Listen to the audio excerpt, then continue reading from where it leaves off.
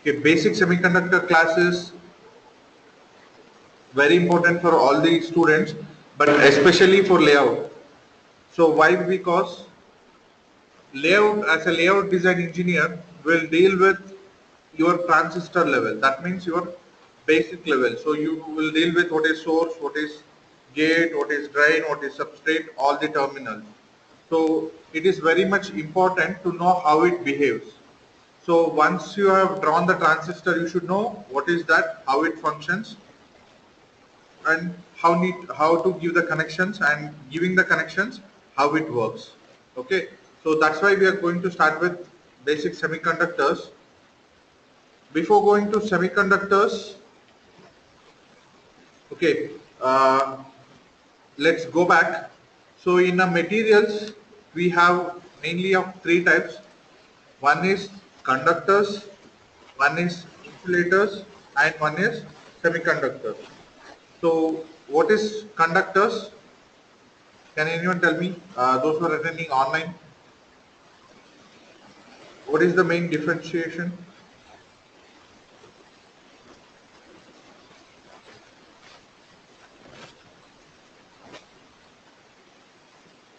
Guys, I'm not able to hear you. If you guys are talking, can you please ping me the response?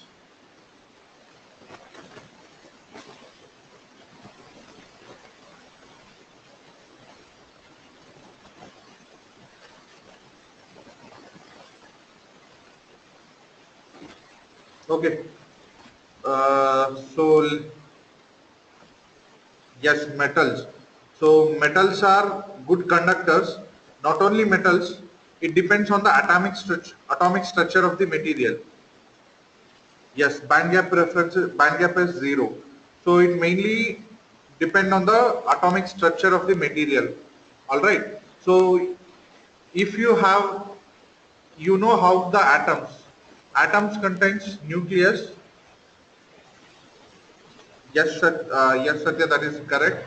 So which passes electricity, conductors. Even the semiconductor passes electricity, but we will not categorize those as a conductors. Let me explain this way. So every atom contains nucleus. So nucleus will have your protons as well as neutrons, and the electrons will be surrounding in a shell. So each atoms will bind itself with a neighboring atoms with either covalent bond, ionic bonds, like other bonds. That's a basic chemistry of the atomic structure.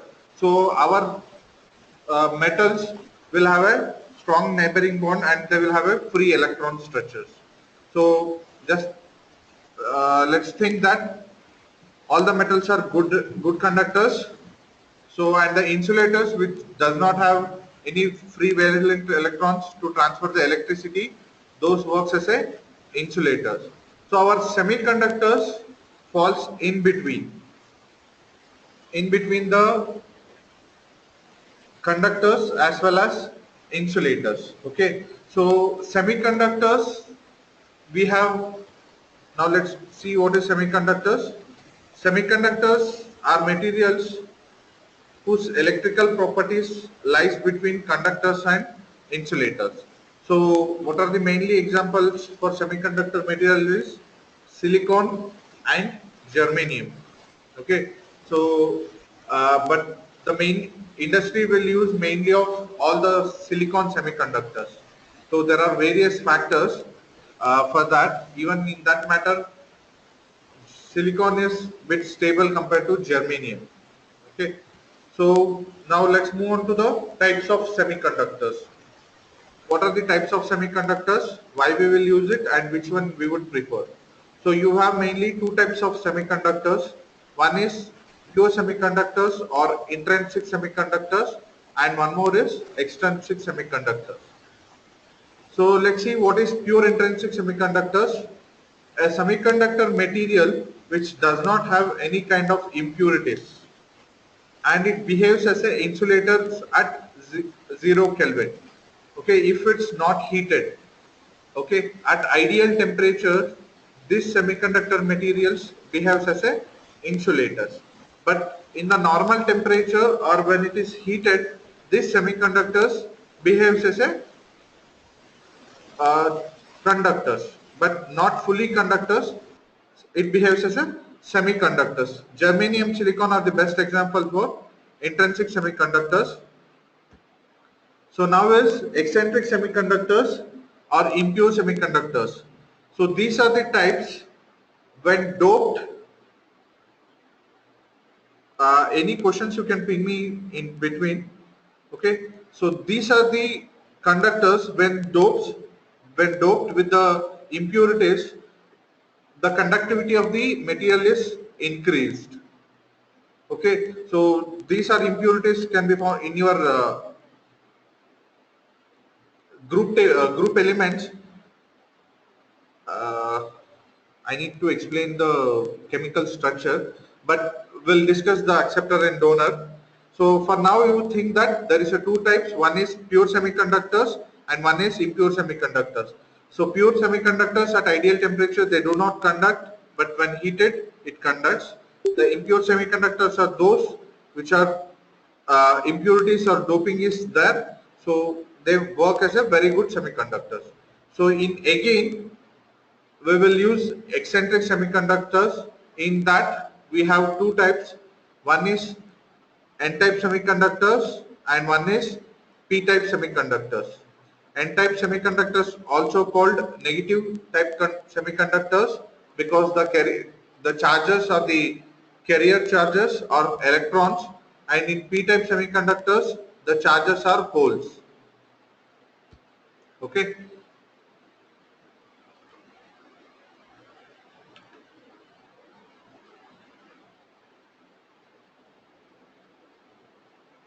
Okay.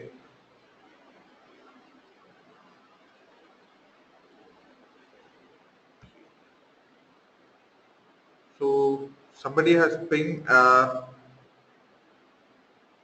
any other doubts?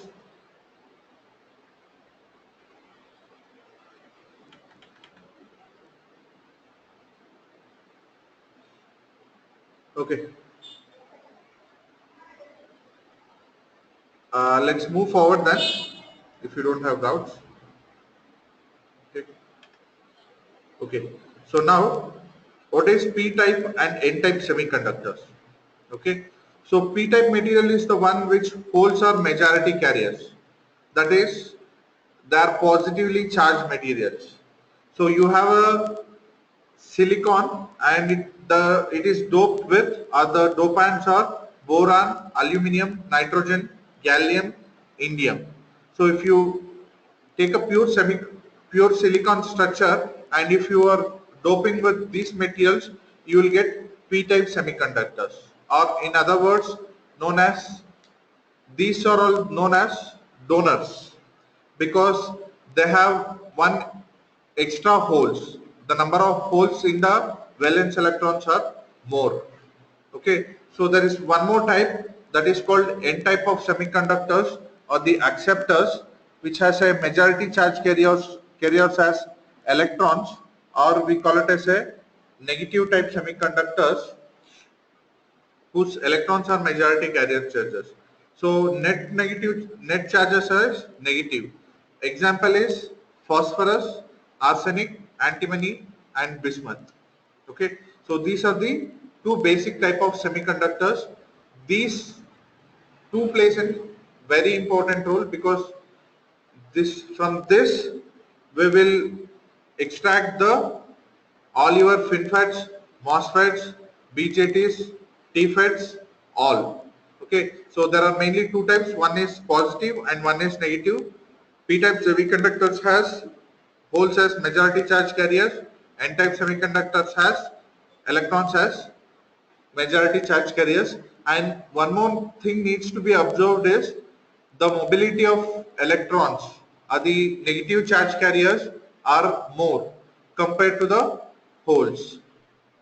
Okay, so electrons, the charge carriers which has more mobility. Okay, so let's say what happens, I have formed a n type of semiconductors. Sorry guys,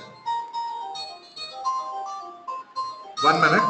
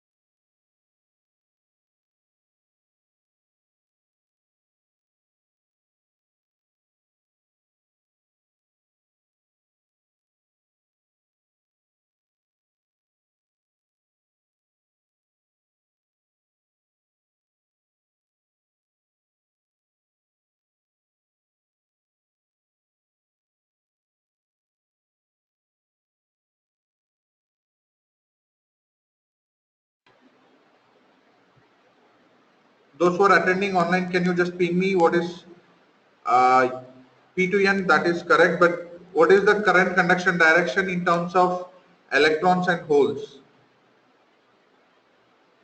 Yes, hole current. So there is, yes, it's will always represent the direction of current which is opposite to the electron current direction. Okay, so holes will also constitute for the conduction of current as well as electrons, but conventionally the mobility of electrons is more, so will always represent the current conduction, conventional current conduction direction as opposite to electron current, right? So in this structure you can see that the electrons and holes, these are oppositely charged. So what they tend to do is they tend to move with the in the opposite direction, or nothing but the opposite charged particles will attract each other, right? So the electrons which are majority in the N type and holes which are majority in the P type tend to attract the opposite one. So here the electrons will tend to move this side and the holes will tend to move this side, and this will form a structure like this.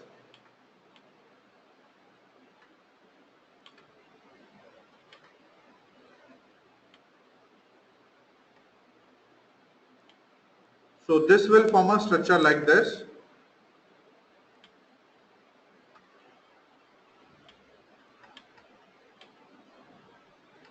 This is nothing but your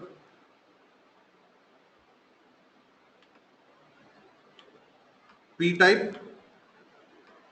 This is nothing but your N type, and this is nothing but recombinations of holes as well as electrons. Okay, so this will have combinations of holes and this. So this forms a junction. Okay, so or this we call it as a metallurgical junction. Okay, so this is your PN junction diode. So the symbol for the PN junction diode is, as you can see, this is your PN junction diode. So this will call it as a anode, which is of positive, and this is negative. Negative side we call it as a cathode. Okay, so this is your basic diodes. So how the diode is formed is, when a p-type semiconductor material comes in with n-type semiconductor material, a junction is formed, a p-n junction is formed. That's how you forms a diode.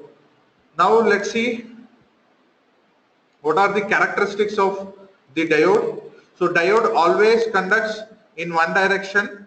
So how it conducts? At equilibrium, the junction will form. So whatever the excess charges, the junction will form here, but it forms a equilibrium.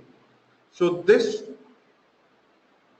whatever the electrons, the excess electrons present will try to move towards this region, and whatever the excess holes will try to move to the this region, because the region forms here. Okay, the region will be formed like this. This, the holes which are present at this side and the holes at the electrons which present at this side will be at equilibrium. They will not be able to move through this junction, or we call it as a depletion region. These electrons are the particles, charged particles will not have sufficient energy to travel through this by their own. So when leave it at without biased, or we call it as unbiased, the structure will remain like this without the biasing. Okay, so now we want charges to be conduct, or in terms of my current has to be conduct from one direction to another direction, right? So one condition is forward bias and one more is the reverse bias. So when you connect the positive charge terminal to the P side, and negative charge terminal to the N side. So this is called forward bias. So in this side what happens is this is more positively charged and this is more negatively charged. So the attraction is more. So the electrons at the this side will tend to move more positively charged body to this side, and the holes which are present at the p side will tend to move to the more charged this side. Okay, so this is how the current direction flows. So current flows from positive to negative. Okay, so this is called forward bias. In this, the conventional current direction is from p to n. Okay, and the reverse bias correction sorry the reverse bias condition is like this.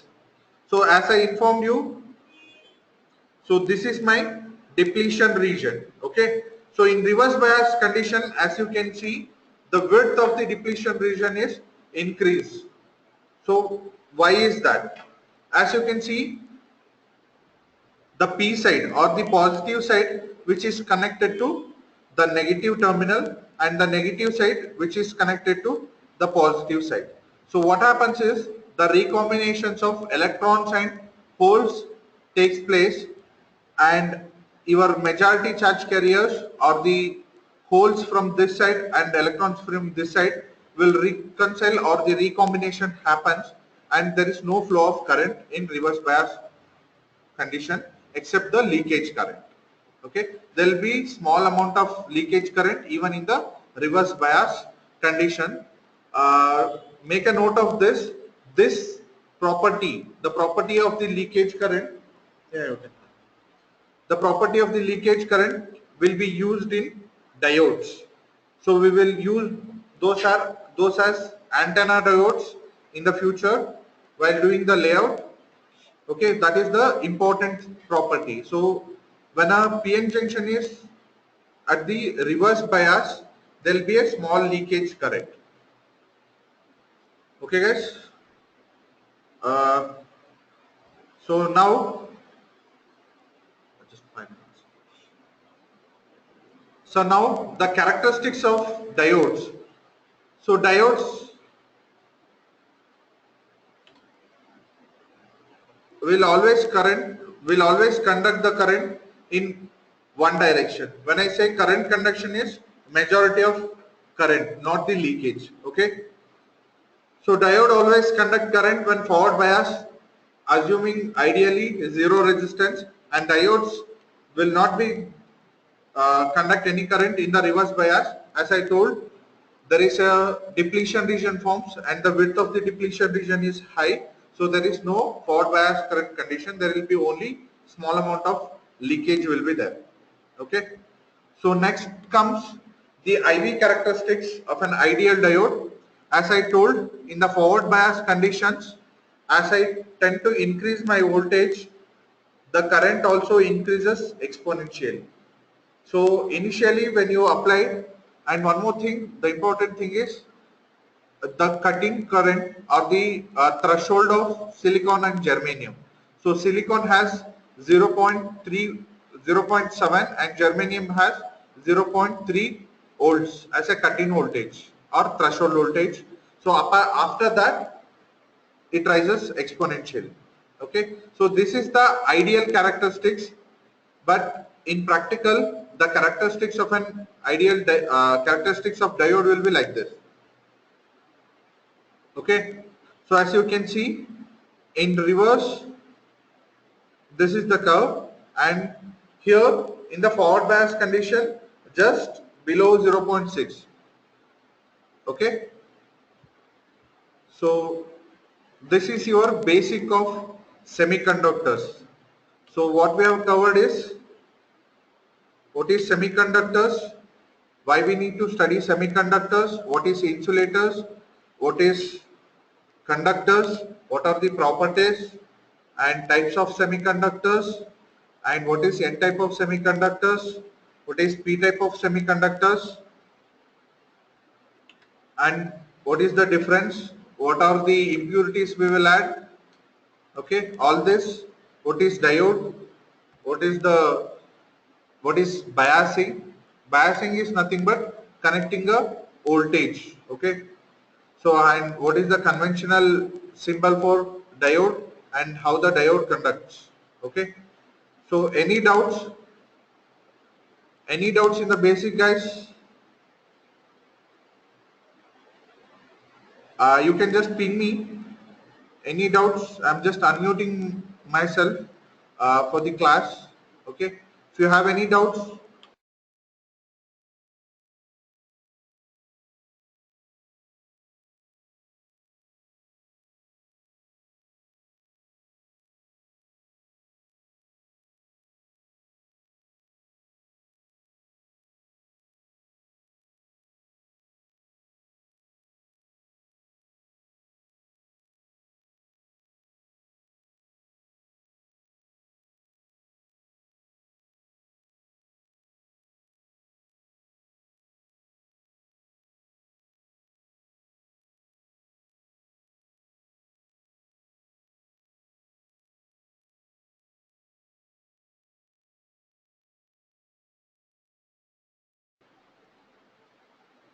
okay. So if you have no doubts, you can just ping me. No doubts. We can move forward.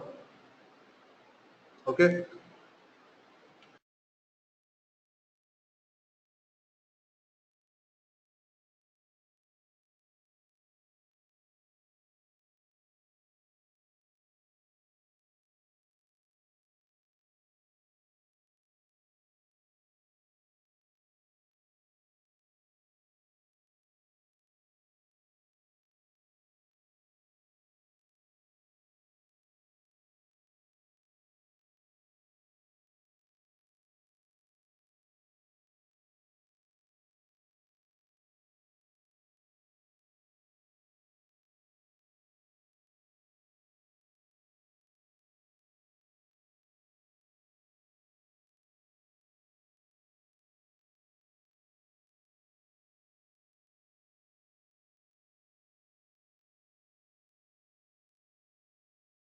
Okay, guys.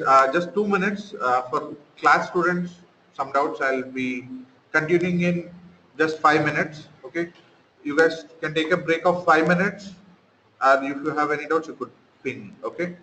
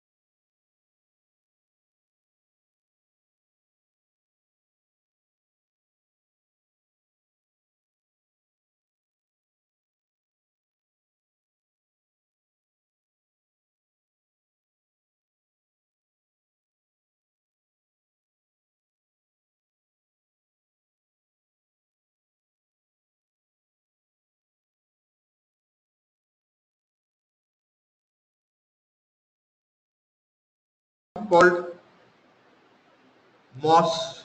So our next concept is basics MOS device physics. Okay. So what is MOS? You can answer. Okay.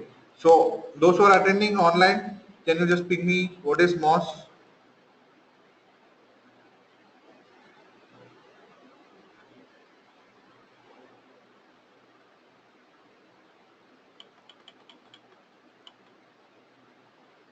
Okay.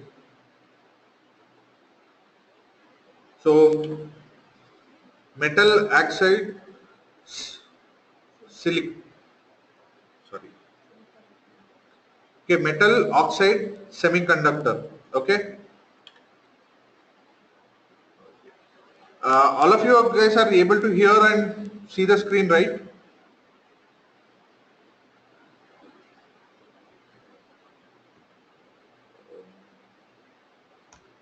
It's audible and visible, I assume. Okay. Okay. So in this, let's see what are all the main topics. The structure of MOS. So now all of you know that there will be different types, but the main use is MOSFET, or nowadays it is FinFET.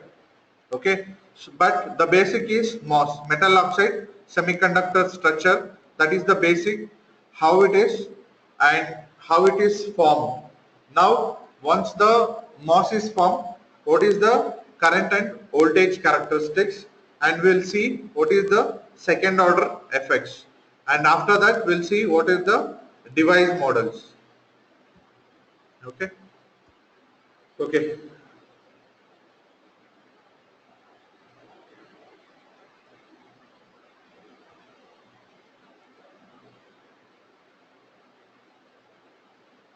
Shall we start?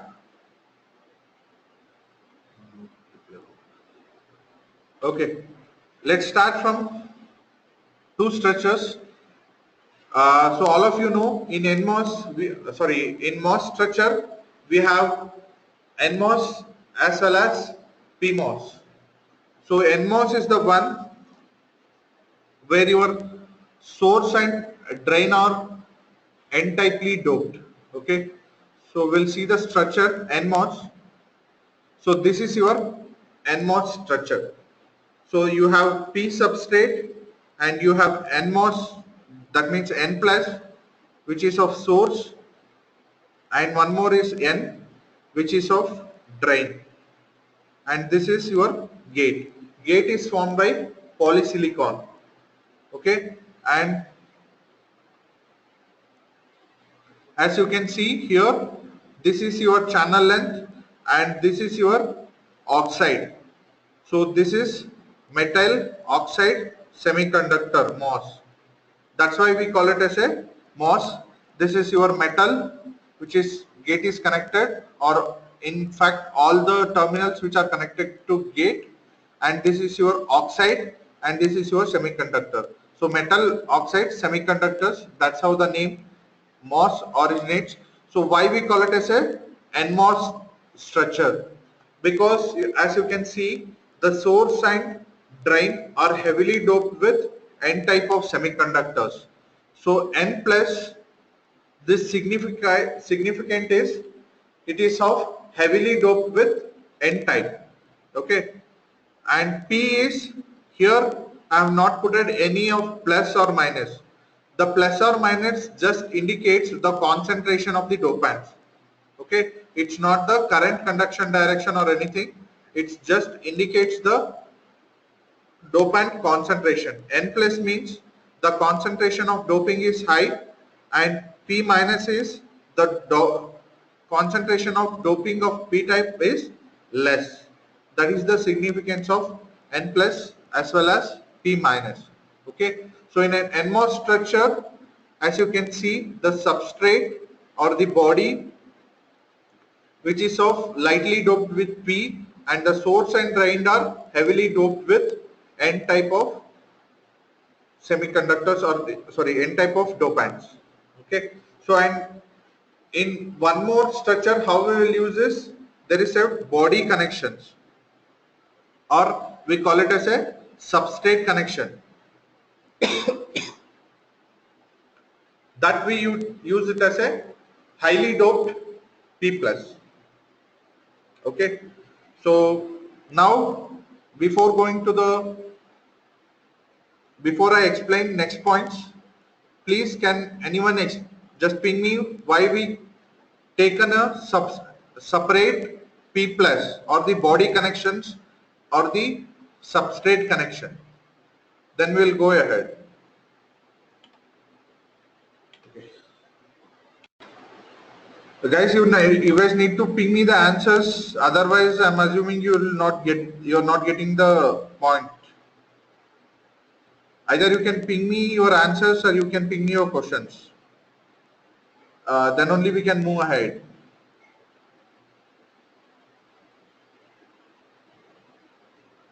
Sudhir, Naveen,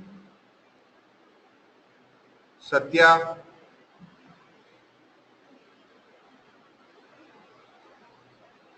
This is very important while you are doing your layout. The substrate connection or the body connection, or we call it as a tab. Okay, this place very important. Why we need to provide? Okay.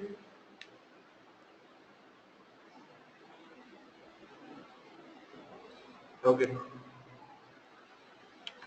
Okay. So this is your NMOS structure. Now, as you can see here, this is your intended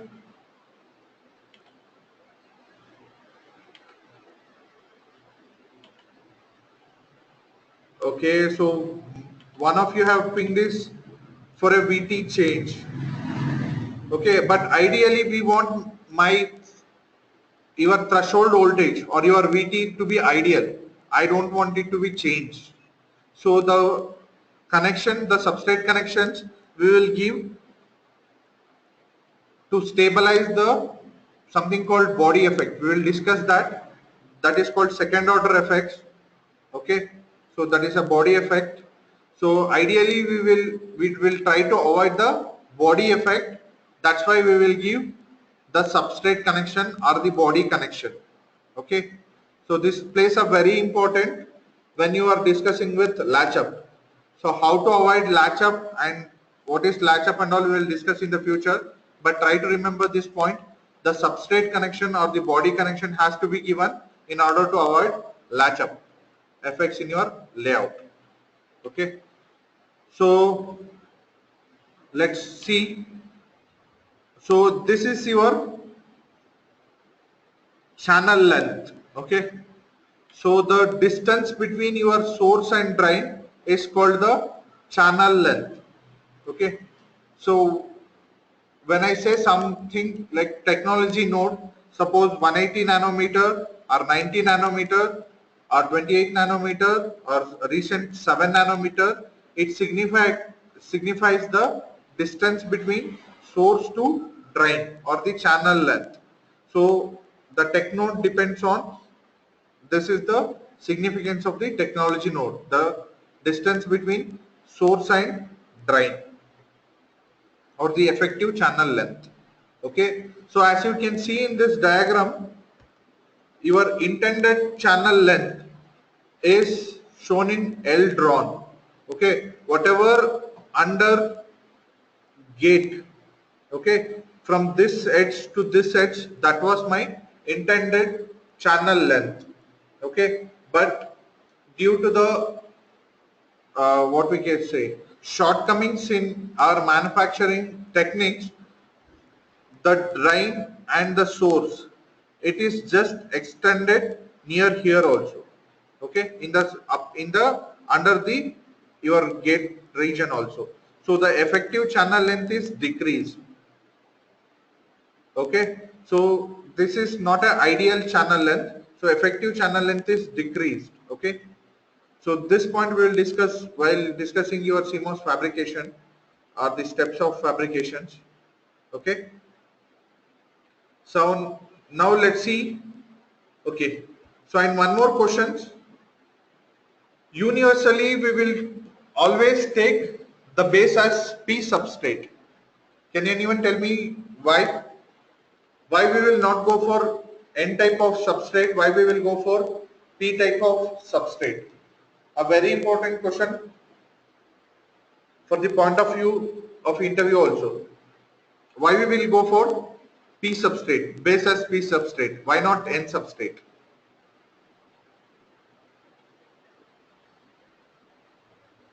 If you guys know, you can ping me the answer. Otherwise, take it as assignment question or your interview questions. Ping me the answer in the next class. Why we go for P substrate as the important one, like basic as P substrate? Why we will not go for N substrate? Okay.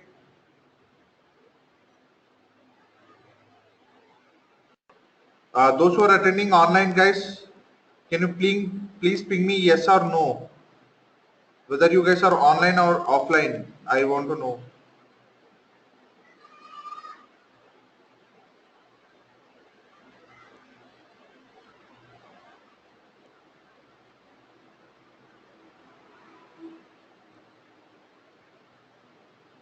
Yes. Thank you, Sudhir. I got that you are in online.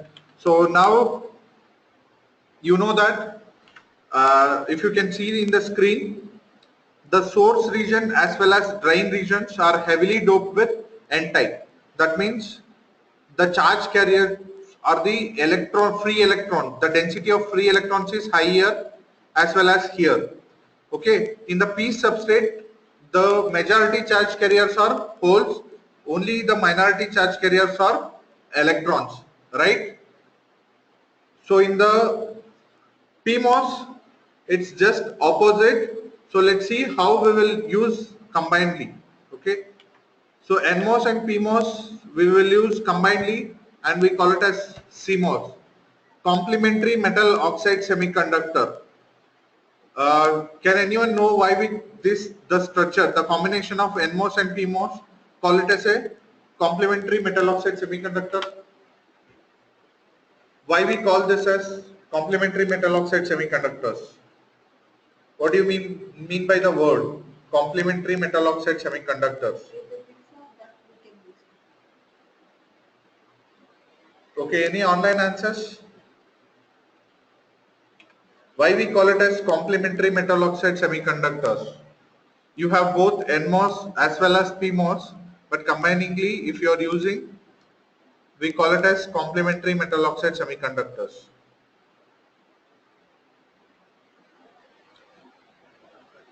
Yes or no would be fine. If you don't know, you can just ping me as no.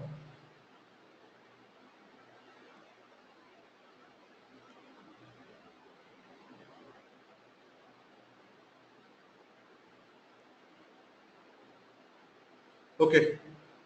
So complementary means in this structure, yes, we can use both NMOS and PMOS to implement any logic gates. Uh, yeah, but that's not why we call it as complementary. Okay, let's see the word meaning complementary is.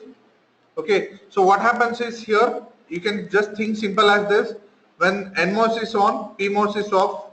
When PMOS is on, NMOS is off. They complement each other. Okay, if one is off, one is on, and if either like this, okay, it's vice versa. That's why it is called as complementary. So they complement each other. If NMOS is on, PMOS is going to be off. When PMOS is on, NMOS is going to be off. It depends on the gate voltages also. Okay, so that's why we call it as a complementary metal oxide semiconductor. Okay, okay. Okay, these are conventional symbols. As you can see in figure A, NMOS, it is showing that it is giving to the source. Okay, this is just a conventional one. So, but while we will use normally the last one, the C1, the PMOS is represented a bubble. In the gate region, PMOS is represented as a bubble, okay, and NMOS is without bubble, okay. So there is one crude method or the shortcut. Those who are just freshers, you can just think it as like when the NMOS is will turn on and when the PMOS is turn on, just think here there is a bubble. So when I apply 0, okay, or logic 0 or the low voltage, my PMOS will be on. When I apply 1, my NMOS will be on. Okay, you can just think of that. Okay, now let's see how your NMOS and PMOS structures conducts. Okay, okay, let's see. So here, as I inform, your NMOS. So NMOS will conduct when the gate, when you apply at the gate level logic 1. So how? Logic 1 represents the positive voltage, right? Okay. Positive means what you will apply here? Ideally, let's take, we are applying 5 volts as positive supply and 0 volt as negative supply or 0. Okay. So if I say I'm applying logic 1, that means I'm applying some positive voltage here. So what happens here? Will this, the majority charge carriers, what is the majority charge carriers here? Holes. So will the holes will attract the holes? No, right? So you have a negative charge carriers as electrons, right? So those negative charge carriers will attract towards the positive applied voltage, right? So here I'll show you the how the structure will be. Okay.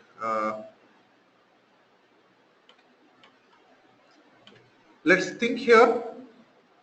All the negative minority charge carriers will come here and will deposit here. So your channel is formed. See, you are applying positive. Here your minority charge carriers as negative. So the channel is formed. So now this source and this is connected through a channel. Okay. But it's not conducting current.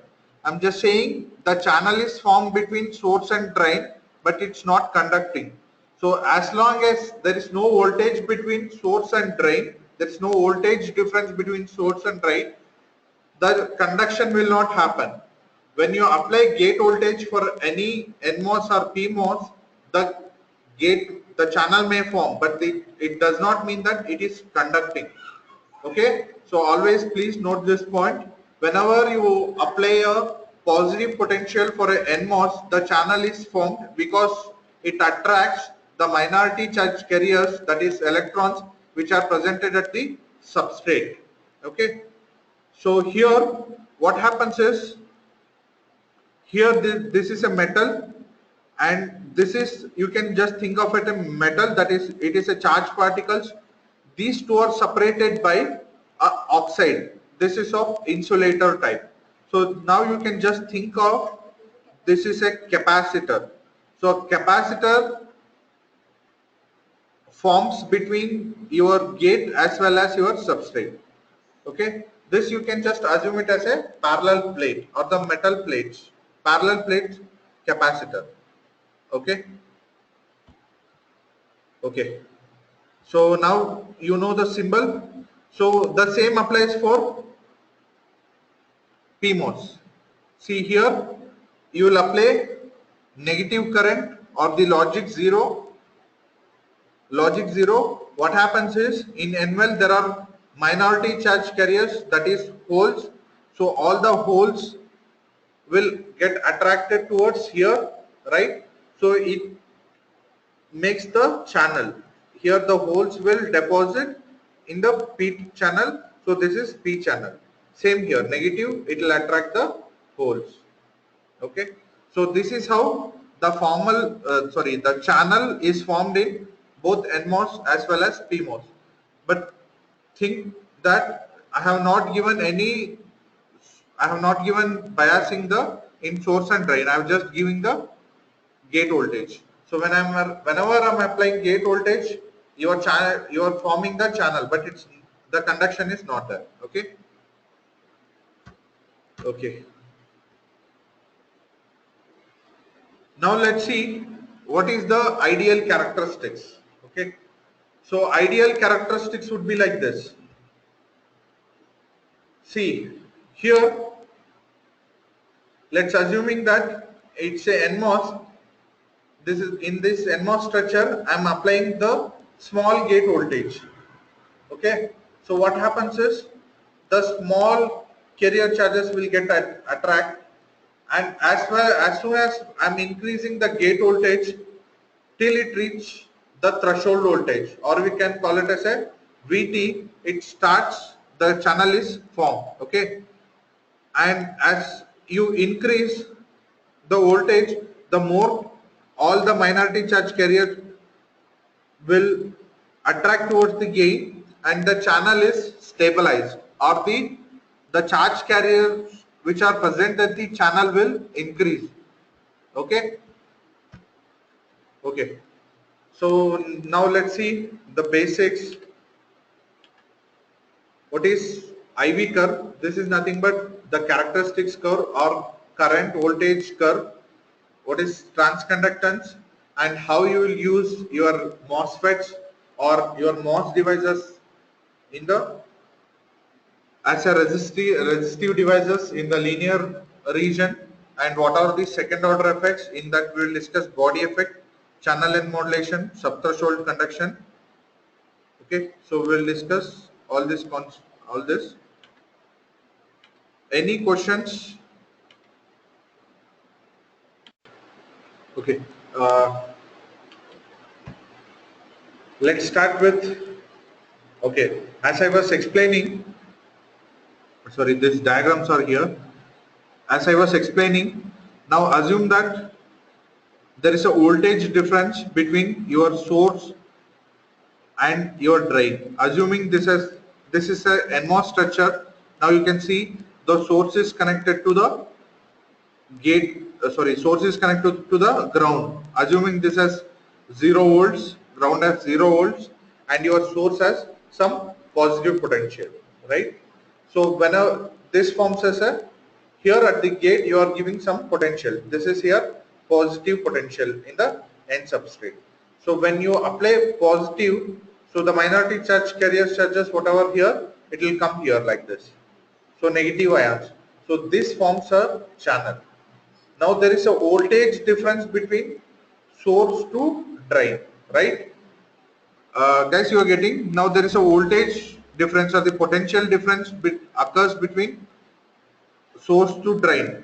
So what happens by the nature is, whenever there is a voltage difference, so it tries to equalize this. The voltage difference will try to equalize by diffusing or the charging. So whenever there is a high potential, if there is, the current will always conduct from high potential to lower potential. Okay, right? So here what happens is, so here what is the higher potential is? Higher potential is your drain. So here in NMOS, the current conduction direction is always from drain to source. So source is connected to ground. So in this NMOS, the current conduction direction is always from drain to source. Your electron direction is opposite. Now you can see the electrons are negatively charged. Here there is a positive potential, so all the electrons will move from like this. All the electrons will move from source to drain, but the conventional current direction is from drain to source. So in NMOS, always the current conduction direction is from drain to source. Okay. Okay. So in PMOS,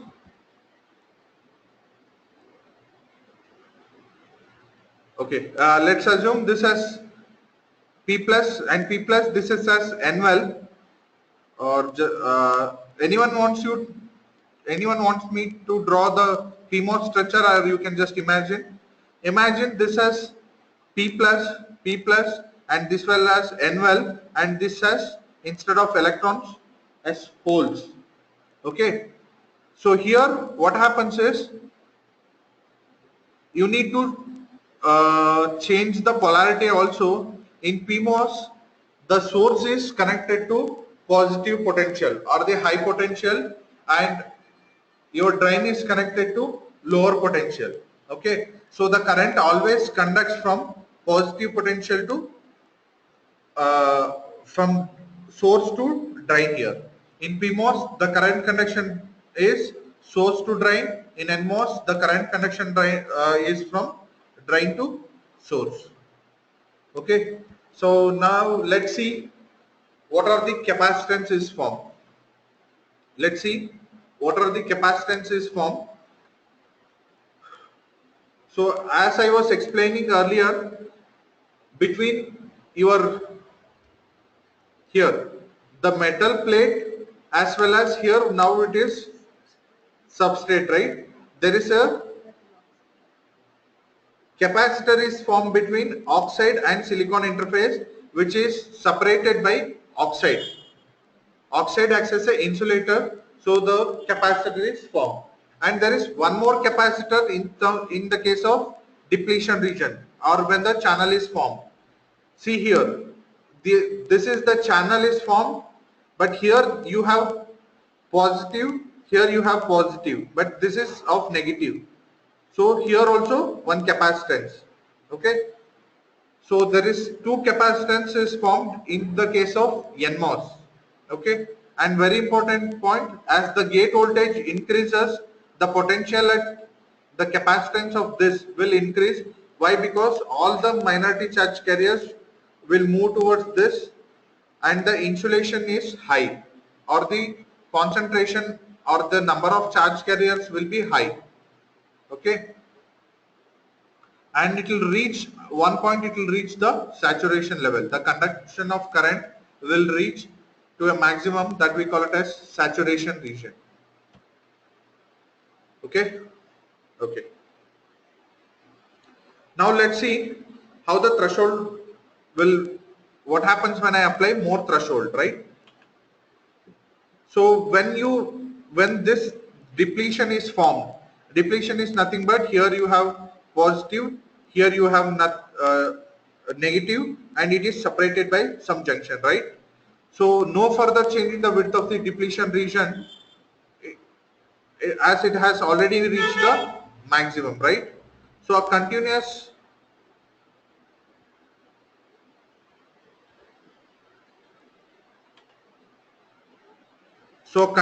N type of region is formed between source to drain, and now electrons can be sourced from here, the source to drain. So all the electrons which are there at the source will move towards the higher potential. The electrons are negatively charged, my drain is positively charged, so all my electrons will move towards the negative like this. Okay. So now what is body effects? So why we connect the fourth terminal, the substrate terminal or body, right? Okay. Let's assume this body is connected in an NMOS. So ideally in NMOS the body has to be connected to ground or the zero potential. Let's assume that it has been connected to some potential. Assume that this as a VB. Okay. So now what happens is inversion layer is formed here. Inversion layer is formed. This is the channel is formed between N plus to N plus. The gate is applied. The gate voltage is already applied, right? But there is a channel is also formed. Channel is formed and P is at some potential, right? So P is at some potential. This is positive potential. Assuming that I am applying some potential. So instead of the charge carriers, instead of moving from this source to this drain, the charge carriers will move towards the substrate, because substrate have some potential. Not all the carrier charges will move from source to drain. Some will move from this to here because your body is connected to some voltage. Okay, your body is connected to some voltage. Minority charge carriers may attract or travel inwards towards the substrate. So what happens is this, because of this what happens, the gate voltage is changed. Assuming the ideal gate voltage for silicon was earlier 0.7, now it will increase, because 0.7 was the voltage which was enough to attract all the minority charge carriers towards this region, right? So now some of the minority charge carriers are attracted towards the body. So you need more attraction towards this VG.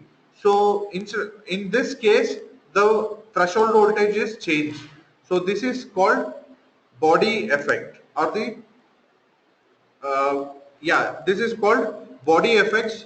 So the main disadvantage of this is if you are not connecting your body or threshold, sorry, your body or substrate to a ground level in case of NMOS or higher potential in case of PMOS, the threshold voltage or the VT will change.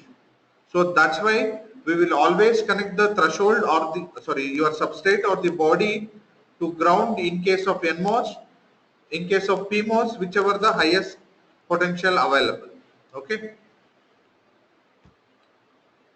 Now, sub-threshold conduction. As you can see, as the VG is increased, the gate voltage is increased, the surface potential will increase here also, right? So because of this, there are two junction is formed now.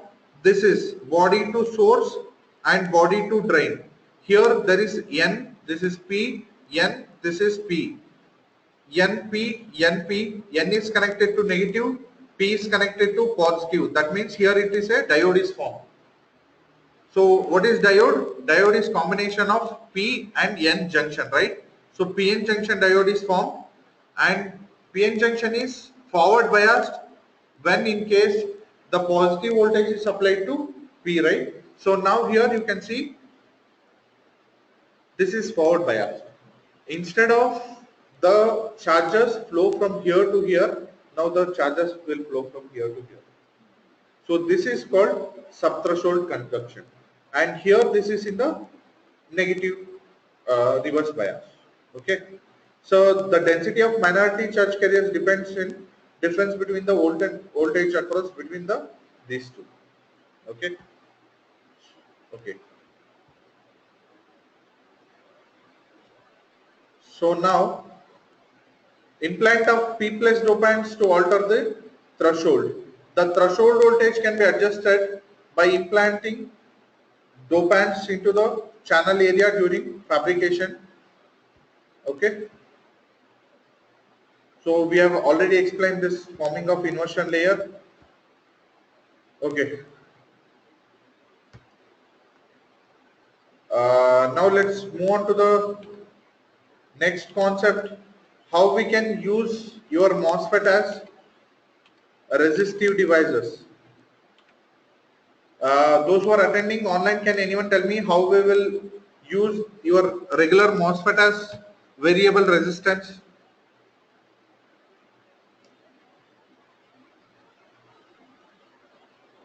Okay. So assume that you are already established the channel, but there is a source and there is a drain, right? So the current conduction in case of PMOS is from source to drain, right? But the channel will have itself will have some resistance. So this will be in terms called internal resistance. See, when there is a less gate voltage, there is a less gate voltage, in that the minority charge carriers whatever will go here are less. That means the whatever the source, the charge carriers available are less. So if the charge carriers are less, it will oppose the more resistance. See, when there is 1 glass of water, when you are pouring to the on this here, it will go only till here. It offers more resistance. But there is 1 bucket of water, it flows freely. So that's how we vary the resistance. By varying the gate voltage, we can vary the resistance of the channel. So by varying the gate voltage, you can vary the resistiveness of the channel. Like that, you can use your MOSFET as a variable resistor. Okay. So now this is about the basic operation. Now let's see how, in what mode your transistor works. So now we know that basically that there is NMOS as well as PMOS. In NMOS, the conventional direction of current is always from those drain to source. In PMOS, it is from source to drain, right? So now what happens when you apply some VDS at the voltage across drain with respect to source, right? So you apply the gate voltage with respect to source VGS to form the channel or to vary the threshold voltage, right? So VGS is nothing but to form the channel. In ideal condition, even though when the source and drain is present and the channel is formed, if there is no potential difference between source and drain, ideally there won't be a current flow, right? So only on the application of drain voltage or the potential difference between source to drain, the conduction of current takes place. Okay, let's assume initially we are applying some only 0.1 voltage at the drain region. So what happens is the electrons will flow from here to here, right? So the channel will be formed uniform. As you can see here, the channel is uniform. So as you keep on increasing the drain voltage, what happens is it attracts more number of electrons or the carrier charges. So as you can see here, so all the charge carriers will move from source to drain, and the channel will be near the drain region will be pinched off because of high electron high electric field present at the drain region. The channel is pinched off and the charges will drift through from channel to this region. Okay, so this is called as a pinch off region. This is called pinch off region, and the length of the channel is changed. This is called channel length modulation. This is your one of the second order effects called channel length modulation. Due to the high potential or the high voltage apply of the at the drain region, the channel will be pinched off near the drain region, and the conduction of current will be saturated. That means it reached the maximum. So, okay, in that case the channel length is decreased. So this effect is called channel length modulation. Okay, so any doubt, guys?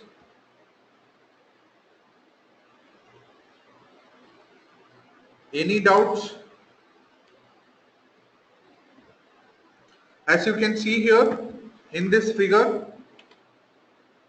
how my linear is formed. Okay, before I explain the modes, linear, cutoff and saturation. So my transistor operates in two modes. One is enhancement and one is depletion. Okay, so what is enhancement mode transistor is? In enhancement mode transistor, during manufacturing only the channel is formed. Okay, but there is no potential difference between source and drain. The conduction will not be there. In enhancement mode, the channel will not be formed. The channel is formed due to the apply of gate voltage. Okay, so now let's see what are the region of operation of a MOSFET. So you have three regions of operation of a MOSFET. One is cutoff, one is linear or non-saturation, or one is saturation. In cutoff, what happens is there is no apply of VG. That means there is no conduction happens between source to drain.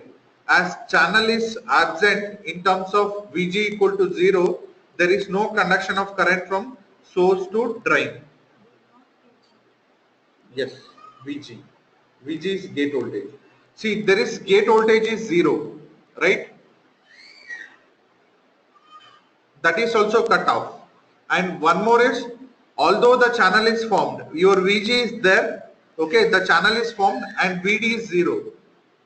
Okay, so there is no potential difference between source to drain. So that is called as a cut-off region. Okay, as you can see in this diagram, in the linear region you will apply small VDS, the channel is formed, the more number of electrons will go from this source to this drain region, or in terms of current is current flows from drain to source. In the saturation region, the channel is saturated, the maximum number of current flow from drain to source, right? Okay. So this is your the current equations, the drain current equations. So in terms of ID cutoff region, ID equal to 0. In terms of linear region, this is your equation. Channel, this is called current equations. In triode region or saturation, sorry, triode region or linear or non-saturation, this equation represents in the saturation region. Okay. Okay. So we discussed this channel length modulation. Here you have taken the channel length modulation. We'll share this PPTs with you, so you can refer this for channel length modulation. So now you can see in this diagram how the MOSFET will have 5 types of capacitance. Ideally it will have 4 plus 2, but we will consider this as these two as one only. See here, the capacitance is formed between this. This is N, this is P.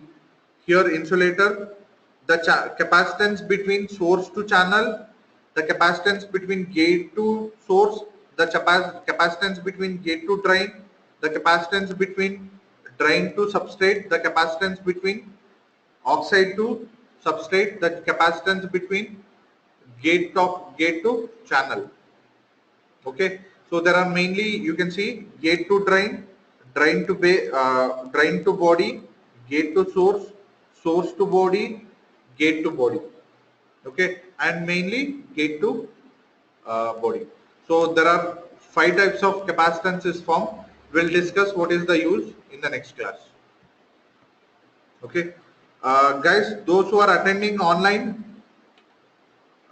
this is it for today's session. Those who are attending classrooms, they have doubt, I'll clear it. So those who are attending online, you guys can ask questions.